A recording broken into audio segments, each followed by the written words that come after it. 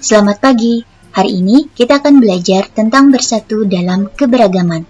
Materi ini ada di PPKN kelas 2, tema 8. Nah, pada tema sebelumnya kamu sudah belajar tentang keberagaman. Dan keberagaman ini dapat kita temui di mana saja.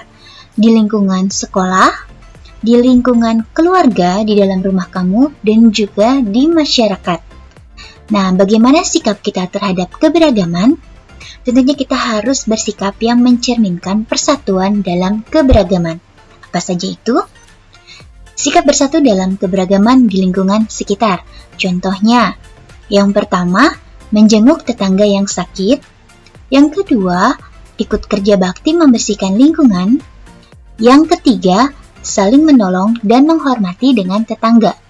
Nah, tentunya kita akan beroleh manfaat dari sikap bersatu dalam keberagaman di lingkungan sekitar. Manfaatnya antara lain, yang pertama, hidup rukun terhindar dari permusuhan, lalu pekerjaan yang berat menjadi cepat selesai, pekerjaan yang sulit menjadi lebih ringan, dan lingkungan jadi aman serta damai. Nah, selain di lingkungan sekitar, kita tentu harus bersikap yang mencerminkan persatuan dalam keberagaman di sekolah. Contohnya, yang pertama, rukun saat belajar. Jadi tidak boleh pilih-pilih teman ya, duduk dengan siapa saja, dan juga kalau disuruh mengerjakan tugas kelompok juga tidak boleh memilih-milih teman.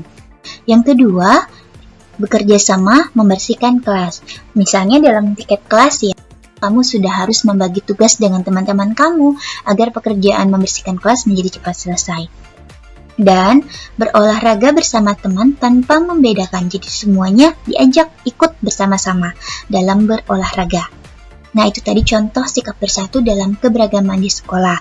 Kemudian manfaat yang akan kamu peroleh antara lain, yang pertama, tercipta kerukunan. Yang kedua, kelas menjadi tentram.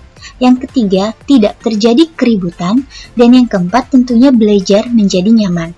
Tentunya keadaan sekolah akan menjadi lebih asik dan menyenangkan.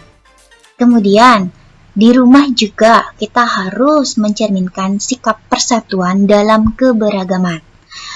Yang pertama, misalnya bekerja sama membersihkan rumah. Jadi, kamu juga harus ikut membersihkan rumah.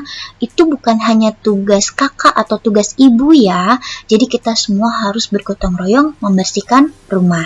Lalu, misalnya musyawarah menentukan tempat berlibur. Misalnya mau berlibur kemana, tentunya harus dimusyawarahkan bersama-sama. Atau selain tempat berlibur bisa juga untuk menentukan menu makan malam. Mau makan apa ya malam ini? Itu juga bisa ditentukan melalui musyawarah keluarga. Lalu ada juga belajar bersama keluarga. Jadi waktunya belajar, semua ikut belajar. Kakak belajar, kamu belajar. Ayah juga bisa membaca koran bersama-sama. Ibu juga ikut mengerjakan, membantu kamu ya mengerjakan tugas. Nah, itu tadi sikap bersatu dalam keberagaman di rumah, dan sebenarnya masih banyak yang lainnya ya yang bisa kamu terapkan di rumah. Dan tentunya sikap ini sangat bermanfaat membuat keluarga menjadi tentram, aman, dan juga damai. Nah, selain sikap persatuan dalam keberagaman, pada pertemuan ini kita juga akan membahas tentang peraturan di rumah. Sesuai tema kamu di tema 8 ya, aturan keselamatan di rumah dan di perjalanan. Nah, kita mau bahas dulu yang pertama, peraturan di rumah. Peraturan di rumah ini dibuat tentunya untuk menjaga ketertiban serta keselamatan diri dan juga keluarga di rumah. Contohnya, contoh peraturan untuk menjaga keselamatan di rumah. Misalnya ya, yang pertama, merapikan mainan agar tidak terinjak. Jadi, kalau kamu disuruh merapikan mainan oleh mama, oleh papa, oleh kakak, itu harus dilakukan. Kenapa? 1, tentunya supaya mainan kamu tidak rusak. 2, nanti kalau misalnya mainan itu tercecer dan terinjak orang lain, tentunya itu kan menjadi hal yang sangat berbahaya. Lalu yang kedua, menjaga lantai tetap kering dan bersih. Tentunya kamu tahu sekali ya, kalau lantai itu kotor dan juga licin akan akibatnya sangat berbahaya ya, bisa ada yang terpleset dan dia jadi sakit. Nah, makanya harus tetap dijaga supaya tetap kering dan juga bersih. Jangan mengandalkan mama di rumah, tapi kamu juga harus ikut turun tangan. Jika ada yang basah, buru-buru ambil dilap supaya tetap kering dan bersih. Lalu, mengunci pintu setelah masuk ke rumah. Jadi ingat ya, tentunya supaya tidak ada orang sembarangan yang masuk ke dalam rumah. Coba bayangkan jika ada orang jahat masuk ke dalam rumah. Tentunya hal itu akan sangat berbahaya. Jadi, kamu harus ingat untuk mengunci pintu atau minimal menutup pintu setelah masuk ke rumah. Nah, itu tadi contoh peraturan menjaga keselamatan di rumah. Kemudian di perjalanan. Di perjalanan juga tentunya ada peraturan yang harus kamu taati. Nah, peraturan di perjalanan ini dibuat untuk menjaga ketertiban serta keselamatan para pengguna jalan agar selamat sampai di tempat tujuan. Nah, contoh peraturannya itu banyak sekali ya. Misalnya nih, kalau kamu naik bis. Nah, ada hal-hal yang harus kamu perhatikan saat naik bis.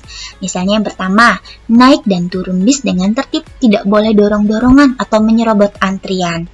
Kemudian duduk dengan tertib, sebaiknya kamu tidak berdiri-diri ya. Kenapa? Supaya kamu tidak jatuh saat bis berjalan. Lalu tidak mengeluarkan anggota tubuh keluar jendela, karena itu sangat berbahaya. Karena banyak kendaraan lain kan yang lewat. Jadi kalau kamu mengeluarkan anggota tubuh, itu sangat berbahaya, takutnya kena kendaraan lain yang lewat ya. Jadi jangan sekali-kali dilakukan. Lalu selain naik bis, saat mengendarai motor juga ada banyak hal yang harus kamu perhatikan. Di antaranya, memeriksa kondisi sepeda motor sebelum digunakan. Jadi sebelum pergian dengan sepeda motor, ingatkan kepada orang tua, kakak atau siapapun untuk mengecek, memeriksa dulu kondisinya. Apakah bannya dalam kondisi baik, remnya bagaimana, mesinnya, dan sebagainya ya. Kemudian tertib mengikuti peraturan lalu lintas. Di sepanjang jalan pasti ada aturan dan itu harus ditaati. Tentunya itu untuk keselamatan kalian juga ya. Lalu menggunakan helm jangan lupa, itu wajib sekali. Dan membawa SIM itu surat izin mengemudi, dan STNK saat berkendara. Dan kemudian saat kamu berjalan di jalan raya, kan kamu tentunya suka berjalan kaki ya, tidak melulu mengendarai kendaraan. Nah, saat menjadi pejalan kaki nih di jalan raya, ada beberapa hal yang harus kamu perhatikan. Di antaranya, berjalan di trotoar, jadi jangan di tengah jalan, karena itu untuk kendaraan. Sebagai pejalan kaki, jalannya di pinggir, di trotoar ya, untuk pejalan kaki. Lalu, tidak bercanda di sepanjang jalan. Hati-hati ya, karena itu sangat berbahaya. Dan menyeberang itu di zebra cross nih, seperti di gambar. Mereka menyeberangnya di zebra cross. Atau jika ada jembatan penyeberangan, kan sekarang sudah banyak ya, kamu bisa melewati itu untuk menyeberang. Jadi jangan menyeberang sembarangan, karena itu sangat berbahaya, kamu bisa ditabrak. Nah, tugas kamu sekarang adalah banyak membaca agar kamu semakin memahami tentang sikap bersatu dalam keberagaman serta peraturan menjaga keselamatan di rumah dan di perjalanan. Ingat untuk selalu menjaga kebersihan dan juga kesehatan kamu ya. Terima kasih.